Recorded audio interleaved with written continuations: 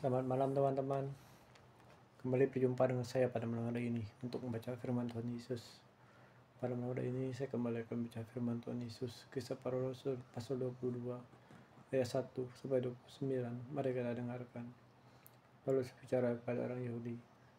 Hai saudara dan bapak-bapak, dengarkanlah apa yang hendak katakan kepadamu sebagai pembelaan diri. Ketika orang banyak itu mendengar ia bicara dalam bahasa Ibrani, maka tenanglah mereka. Ia berkata, aku adalah orang Yahudi, lahir di Tarsus di tanah Kilikia, tetapi dibesarkan di kota ini, dididik dengan teliti di bawah bimbingan Gamaliel dalam hukum nenek moyang kita, sehingga aku menjadi orang yang giat bekerja bagi Allah sama seperti kamu pada waktu ini. Dan aku telah menganiaya pengikut jalan Tuhan sampai mereka mati, laki-laki dan perempuan kutangkap dan serahkan ke dalam penjara. Tentang hal itu, baik imam besar maupun majelis tua dapat memberi kesaksian.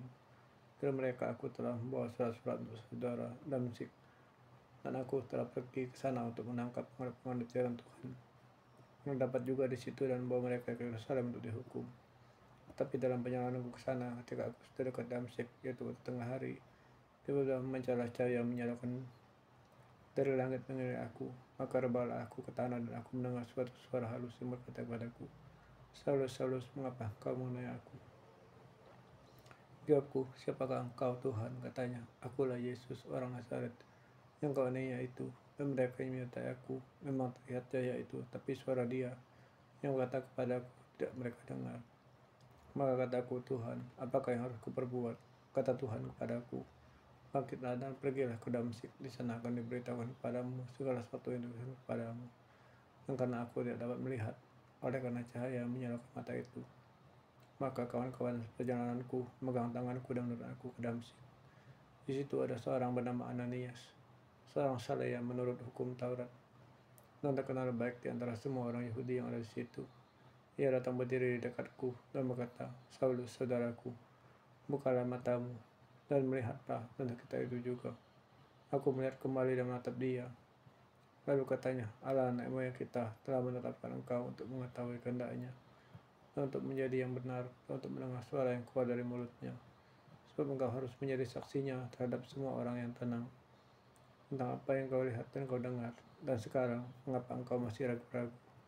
Bangunlah, berilah dirimu dibaptis, dan dosa-dosamu disucikan sambil berseru kepada nama Tuhan. Sudah aku kembali ke Yerusalem, dan ketika aku sedang berdoa dalam bait Allah, rohku diliputi kuasa ilahi. Aku melihat dia yang berkata kepadaku, lekaslah, segeralah tinggalkan Yerusalem, sebab mereka tidak akan menerima kesaksianmu tentang aku. Jawabku, Tuhan, mereka tahu bahwa akulah yang pergi dari rumah ibadah yang satu ke rumah ibadah yang lain, dan yang masukkan mereka yang percaya kepadamu dalam penjara dan menyiksa mereka.